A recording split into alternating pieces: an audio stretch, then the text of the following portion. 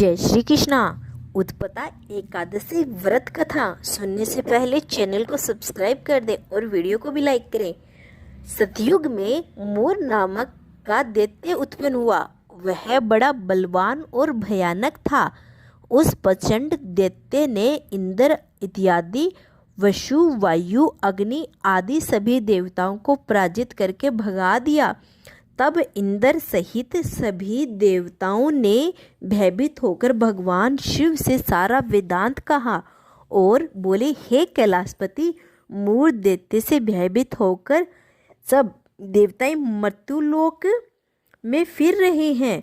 तब भगवान शिव ने कहा, हे देवताओं, तीनों लोकों के स्वामी, भक्तों के दुखों का नाश करने वाले भगवान विष्णु की शरण में जाओ। वे ही तुम्हारे दुखों को दूर कर सकते हैं।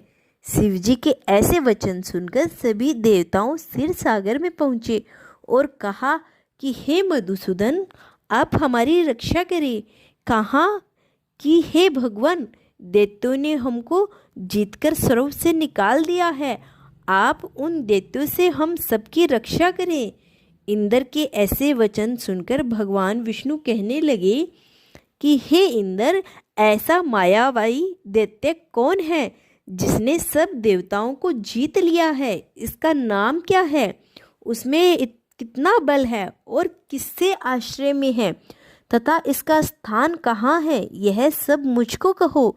यह सुनकर इंद्र बोले, भगवान, प्राचीन समय में एक नाड़ीजंग नामक राक्षस था। उसके महापराक्रमी और लोक विख्यात मूर नामक का एक पुत्र था। इसकी चंद्रावती नामक की नगरी है। इसी से सब देवताओं को स्वर्ग से निकालकर वहां अपना अधिकार जमा लिया है। उससे इंद्र, अग्नि, वरुण, यम, वायु, यश, चंद्रमा, नेतृत्व आदि सबके स्थान पर अधिकार कर लिया है।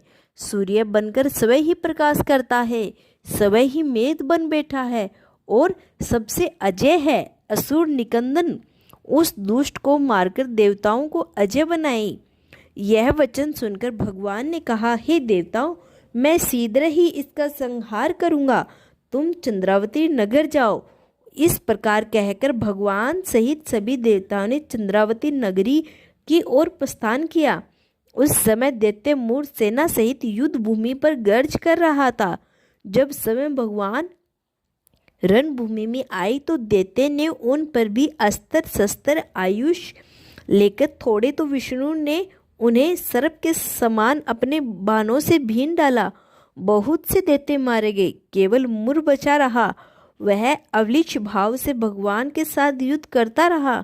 भगवान जो जो तिरछ बाण चलाते वे उसके पुण्य सिद्ध होता। उसका शरीर छिन्न भिन्न हो गया, किंतु वह लगातार युद्ध करता रहा। दोनों के बीच मल्ल युद्ध भी हुआ। 10,000 वर्ष तक इनका युद्ध चलता रहा, लेकिन मूर नहीं हारा। थककर भगवान बद्री का शरण चले गए। वहाँ हेमवती नामक सुंदर गुफा थी। उसमें विश्राम करने के लिए भगवान उसके अंदर प्रवेश कर गए। यह गुफा 12 योजन लंबी थी और इसका एक ही द्वार था। भगवान विष्णु वहाँ योग निद्रा की गोद में सो गई। मूर भी पीछे पीछे आ गया और भगवान को सोया देखकर मारने को उदित हुआ। तभी भगवान के शरीर से उज्जवल कांतिमय रूप वाली देवी प्रकट हुई। देवी ने राक्षस मूर को ललकारा, युद्ध किया और उसे तत्काल मौत के घाट उतार दिया। जब योग निद्रा की गोद से उठे तो सब बातों को जानकर उस देवी से कहा कि आपका जन्म एकादशी के दिन हुआ है, अतः आप उत्पता एकादशी के नाम से पूजित होगी। आपके भक्त वही होंगे जो मेरे भक्त हैं। जय श्री कृष्णा। अगर वीडियो पसंद आई हो तो चैनल को सब्सक्राइब करना न भूलें। राधे राधे।